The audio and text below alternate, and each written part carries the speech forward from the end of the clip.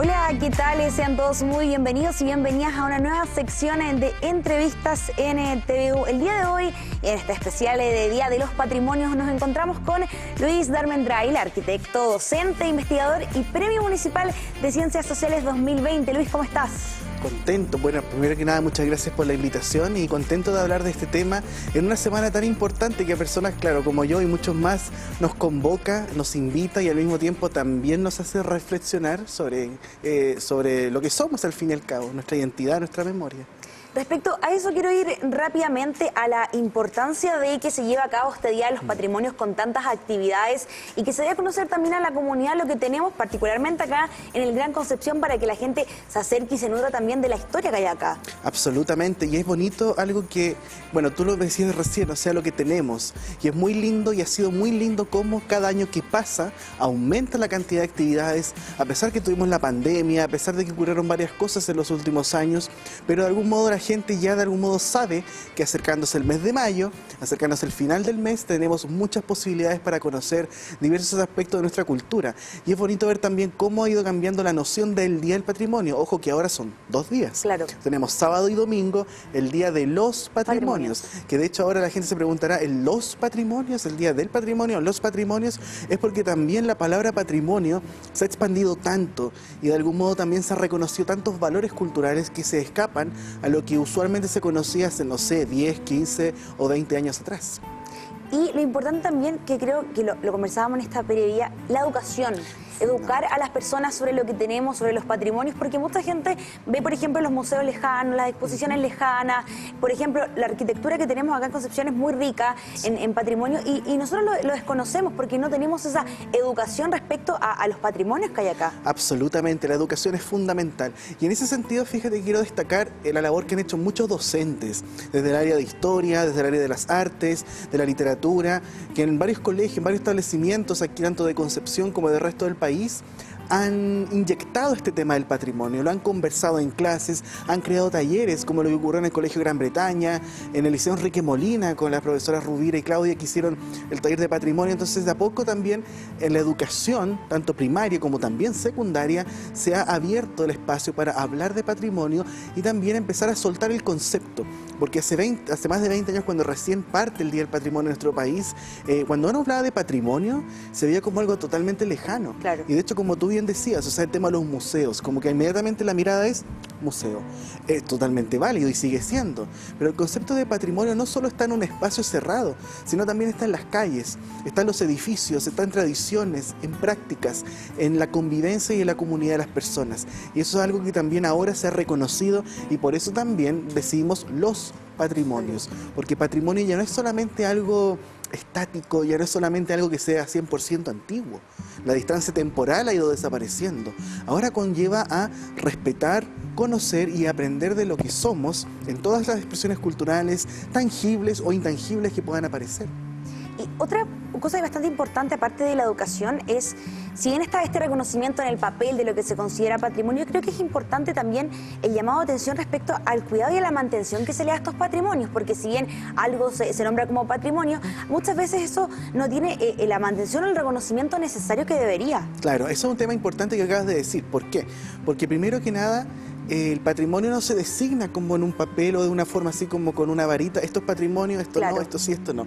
Al final es la comunidad, es algo casi orgánico y visceral, que transforma un bien, algo, digámoslo así, con un carácter patrimonial y tiene valores patrimoniales. Por ejemplo, la misma arquitectura. En Concepción tenemos muchísimos edificios de carácter patrimonial, pero solamente algunos de ellos están protegidos con la tutela del Consejo de Monumentos, tanto como monumento nacional o a nivel de plan regulador como inmueble de conservación histórica. Tenemos muchos casos como nuestra querida Universidad de Concepción, que es monumento histórico, una porción significativa, pero no, por ejemplo, otros edificios como, no sé, los tribunales de justicia o algunos edificios del centro como galerías, que la gente los reconoce como parte del patrimonio.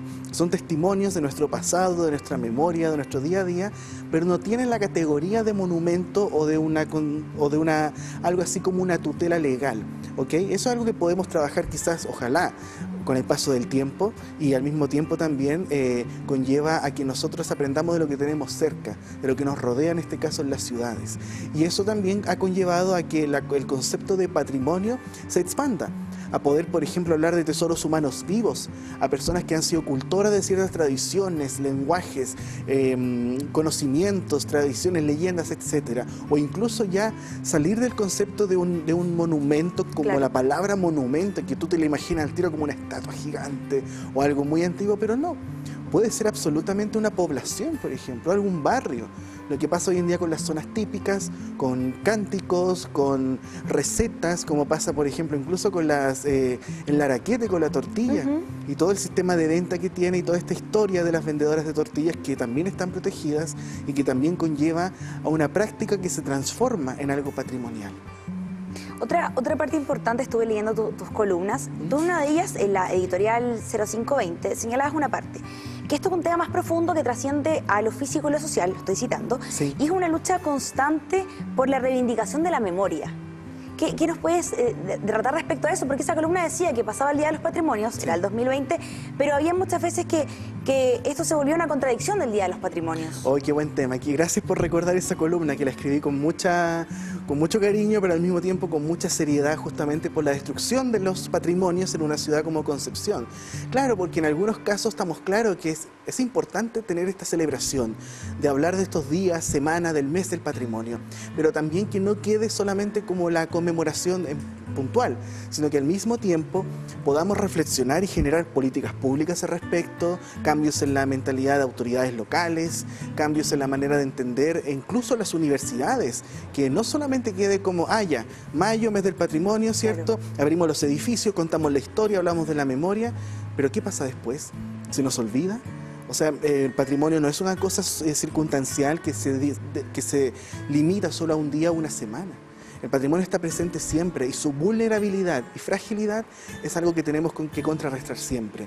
Y esa es una gran preocupación que varios tenemos, de que no quede solamente como un eslogan, que quede como algo para figurar o que quede como algo puntual. Al fin y al cabo es una tarea que todos tenemos de difundir la educación, difundir el conocimiento, pero siempre, ojalá, con un punto de vista crítico, que eso es lo que también de repente falta, tanto en instituciones como también en la opinión pública. Sí, y la importancia también de no dejar morir el pasado para poder entender también el presente. Creo que eso es algo muy importante del Día de los Patrimonios, el recordar el pasado para, como bien decía, entender el presente y entender también nuestras raíces, de dónde venimos y lo que pasó años anteriores a que nosotros estuviésemos acá.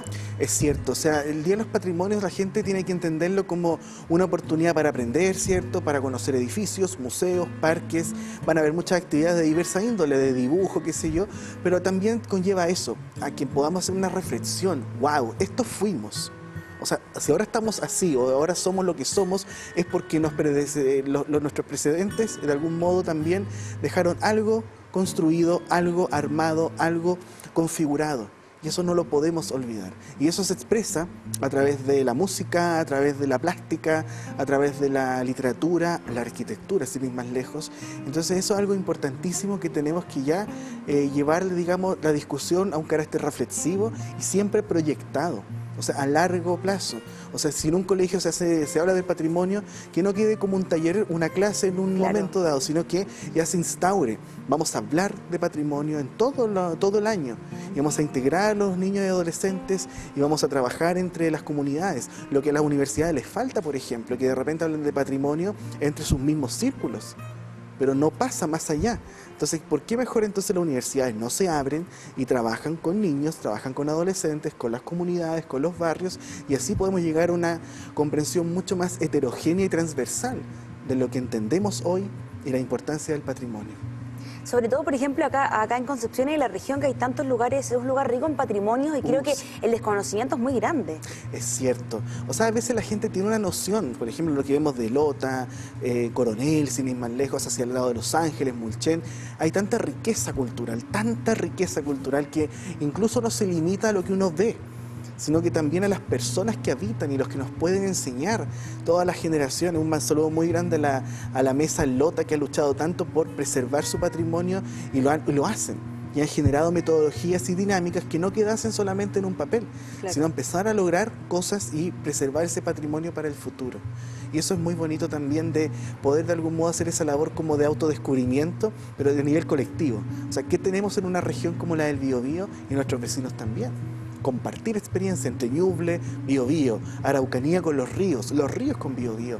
No, de repente nuestra historia no es tan separada, Claro, nos entre una separan región y nombres. otra. Claro, absolutamente. Creo que también una parte importante de los patrimonios es el patrimonio vivo, son las personas, como tú bien decías. Por ejemplo, el LOTA, el conversar con mineros, con gente que vivió en la época de la minería, que por ejemplo aún tienen el tema del pan minero, que conservan tradiciones todavía, y creo que ahí es un patrimonio vivo importante que hay que rescatar. Bueno, toda la cuenca del carbón conlleva una multidimensionalidad del patrimonio.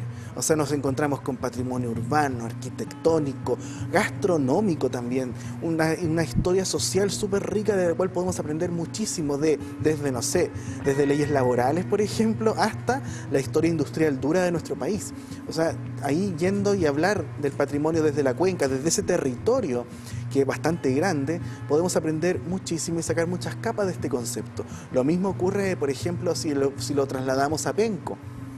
Por ejemplo, con todo el tema industrial y todo lo que se construye a partir de fábricas como la producción losera, azúcar, en Tomé con Bellavista y otras más. Y así podemos ir destapando diferentes aristas y diferentes capas de conocimiento, todo asociado al patrimonio.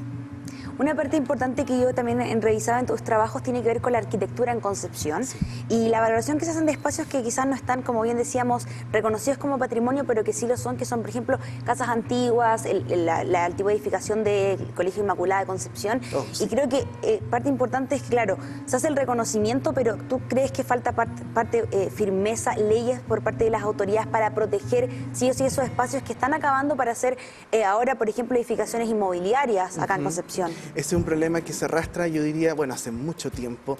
Es un problema por lo cual varios hemos hablado y hemos tratado de generar instancias para poder dar un paso más adelante, porque aquí, lo bien decías tú, o sea, claro, tenemos muchos inmuebles de carácter patrimonial en Concepción, pero no están protegidos y están a merced de cualquier transformación o desaparición, como pasó con el Inmaculada.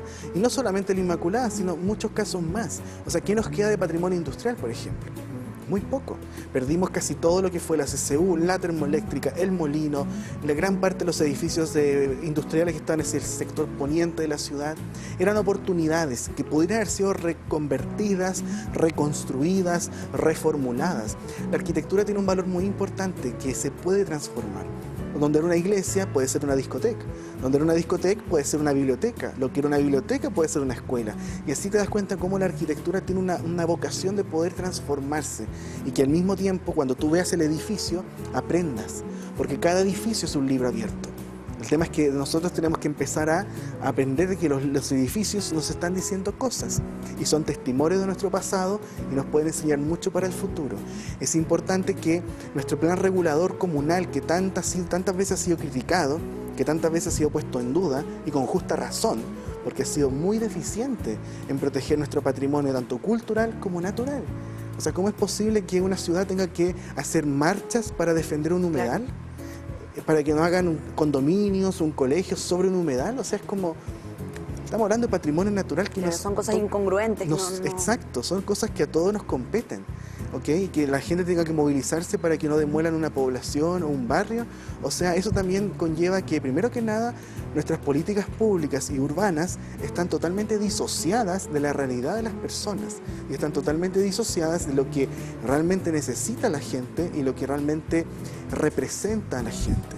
Y el patrimonio, si se respetara y se incorporara a esas políticas, podría mejorarse muchas cosas, desde la calidad de vida de las personas, porque la gente se sentiría ya con pertenencia, estamos protegiendo lo nuestro y va a querer seguir cuidando eso.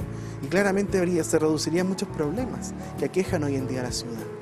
Quiero hablar también de la historia arquitectónica de Concepción, este portal, para que la gente también lo conozca, que nos cuente un poco por qué surge esto, cuál es la idea de mostrarse en distintas redes y también tener esta página para hablar de la arquitectura de Concepción, que es tan valiosa. Sí, muchas gracias por eso. El 2004 nació Historia Arquitectónica de Concepción como un sitio de denuncia de una demolición que ocurre en el centro, donde actualmente está el Mall del Centro, y de un momento a otro empecé a subir más cosas de otras demoliciones, principalmente denuncia. Y ya entre el 2004 2005, 2006, ya se generó un blog con el cual ya empecé a preguntarme por qué, ya no solamente voy a hablar de demoliciones, qué pasa si hablo de los orígenes de esos edificios, porque yo tenía muchas preguntas y no encontraba respuestas, así que empecé a cuestionarme sobre por qué no hay libros de arquitectura en Concepción, por qué nadie sabe de arquitectura en Concepción. Y ahí, tocando puertas, entrevistando gente, sacando muchas fotos, comencé a cimentar este sitio Historia Arquitectónica de Concepción, cuya motivación es contar la historia. Libre acceso, digámoslo así, que todos los penquistas puedan ver situaciones, conocer la vida de arquitectos, conocer temáticas que van desde, no sé, un parque, una casa en Maipú, la obra de las primeras mujeres arquitectas, la obra de arquitectos como Osvaldo Cáceres, la obra de los arquitectos en los 70, entonces de algún modo ir articulando una serie totalmente aleatoria de temas de libre acceso para que en el futuro no ocurran lagunas, digamos, de conocimiento, como lo que yo vi el 2004, que fue mi motor para poder hacer este portal, que ya ha ido derivando a varias otras plataformas, Facebook, Instagram, YouTube, y también muchas actividades de extensión con la comunidad, trabajando en colegios, trabajando con adultos mayores, trabajando en diferentes medios también, que eso ha sido fundamental de poder llevar este tema de la arquitectura a la mayor cantidad de gente posible. Perfecto. Eso también es importante, el lazo con la comunidad, la relación, porque ellos son finalmente los que alimentan los conocimientos. Tú les entregas esta información a ellos, pero nosotros somos quien finalmente sabemos qué hacer con ella, y qué valioso también poder hablar un poco más de la historia de mucho más atrás de que lo que uno puede ver hoy en día, por ejemplo, lo que era el Mall del Centro, por ejemplo. Absolutamente, claro, o sea, de que también la gente diga, ah, ya, pero mira, demolieron eso, y que después diga, oh, sí, en realidad qué lástima que lo hayan demolido, porque ahora sé que ese edificio era tal cosa. Claro. O esa construcción representaba tanto. O este otro edificio fue, no sé, wow, ahí trabajaba mi abuelo, por ejemplo. O trabajaba mi bisabuela, que me ha pasado de repente conversando con la gente. Entonces, cuando la gente ya empieza a asumir, una vez hablar con alguien de Lorenzo Arenas, después de una presentación que hicimos, y me decía, es que ahora veo Lorenzo Arenas con otros ojos. Porque no lo veo solamente como bloques, sino que lo veo como una población, testimonio de la caja, de la habitación popular, después de la Corby. Entonces la gente empieza a hilar cosas y dice, wow, en realidad mi casa es parte de la historia, mi barrio es parte de la historia, yo soy parte de la historia. Y eso es algo que es muy lindo ya cuando la historia se reivindica y se transforma en algo que les cambia la vida a las personas, empiezan a hablar de patrimonio no como algo lejano, como hablamos al principio, en algo propio también de ellos. En algo propio, cercano, doméstico, y que al mismo tiempo les permite decir, oye, pero también somos parte de la historia. Tal como pudo ser una guerra, tal como pudo ser un proceso político del 1800, nosotros también tenemos historia. Y qué valioso eso que tú también deja conocer estas conexiones con las personas y lo que ellos mismos se van dando cuenta, porque como bien decíamos al principio, uno ve todo tan lejano, pero qué importante es tener ese sentido de pertenencia y darse cuenta, oh, yo también soy parte de la historia, mi sector donde yo vivo es parte de la historia y no son simplemente una serie de edificios. Exactamente, ver mucho más allá de lo evidente, ver la profundidad de la arquitectura. O sea, yo insisto, la arquitectura es un testimonio edificado a los tiempos, o sea, a través de ella nosotros aprendemos de todo, de historia, cambios en la manera de pensar, de vestir, gastronómicos, todo tú lo puedes ver a través de la arquitectura. Cómo vivimos hace 50 años es totalmente distinto a cómo vivimos hoy, y eso tú lo puedes aprender a través de conocer edificios, cómo se construía hace 100 años, por ejemplo, cómo se construye hoy.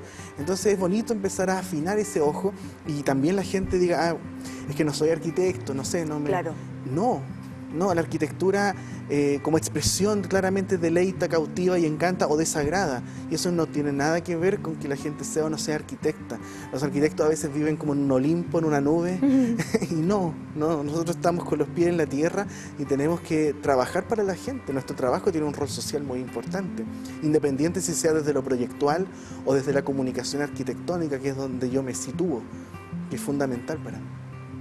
Ahora, también quería llevarte a los desafíos que hay en esto. Si bien el día surge este Día de los Patrimonios, sí, que busca también generar bastante conciencia de lo que tenemos, de lo que fue la historia, de lo que va a ser más adelante, ¿cuáles son los principales desafíos? Por ejemplo, una mejor legislación, una mejor educación, desde tu punto de vista, que tú sigues esto con tanto fervor y lo sientes tanto, ¿cuáles crees tú que son los desafíos que se vienen de aquí en adelante? Son varios desafíos. Primero que nada tenemos los desafíos como a nivel ya país, en términos de la legislación, que tengo entendido que se está trabajando por mejorar, amplificar de algún modo ampliar la visión de esa legislación que actualmente tenemos, que mucha gente tiene miedo a esa legislación por las restricciones que pudiese generar en algún bien material o cosas de ese tipo.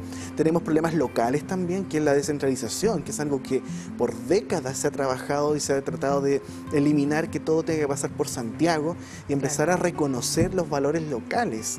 Tenemos varios problemas también, diría yo, que ojalá se puedan enfrentar a futuro con un poco lo que hablábamos antes, o sea, de que el concepto de patrimonio también traspase la frontera del discurso y pase a las políticas públicas, planes reguladores comunales, planes de desarrollo comunal, que no quede de repente como accesorios de programas de cultura a nivel, estamos hablando municipal, sino que ya empezar a hablar con una altura de miras, dejar el concepto de repente como de zona típica o como una cosa accesorio, hablemos de casco histórico.